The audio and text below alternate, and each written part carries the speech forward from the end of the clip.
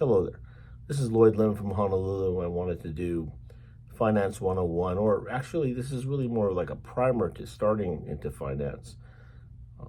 Most people think that who don't know much about finance would think that you would need to know math to even begin to understand it. That's not true.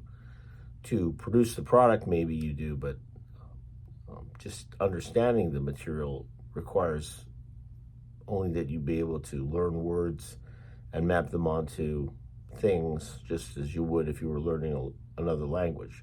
So a lot of it's jargon. But even before we get to jargon,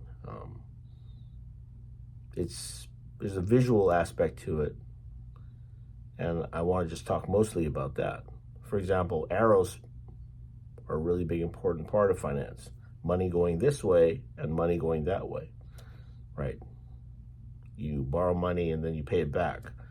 You pay premium to the insurance company, and then if you have a loss, the insurance company hopefully pays the loss, right? So it's money this way and money that way, or arrows.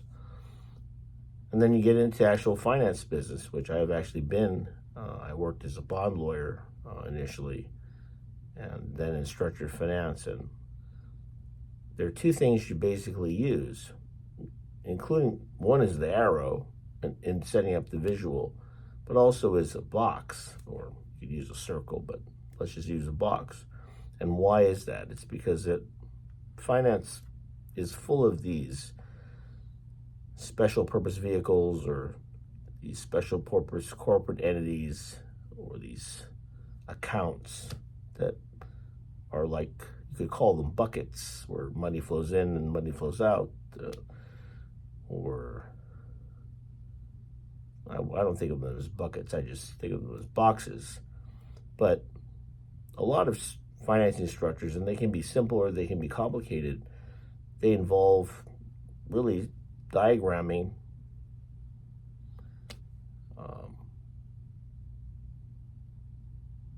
the cash flows as it flows from one box to the other.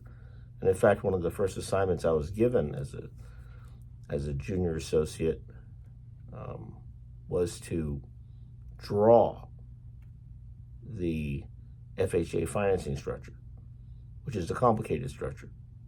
But it was not to write words, it was simply to draw this structure. So I'll just show you kind of what I'm talking about here. I'll draw a box here, and another box, and money may flow kind of like this.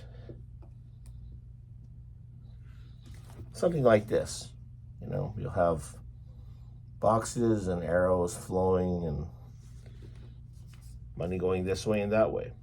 So if you think of it that way, as a visual thing of money flowing into boxes and out of boxes, and that's a good place to start figuring out kind of what finance is, because it is kind of like understanding the visual aspect first, and then the jargon comes, and then after a long period of time it starts to come clearer, and it won't. At some point you'll realize this stuff is really not hard at all, and it's actually kind of boring. Good luck.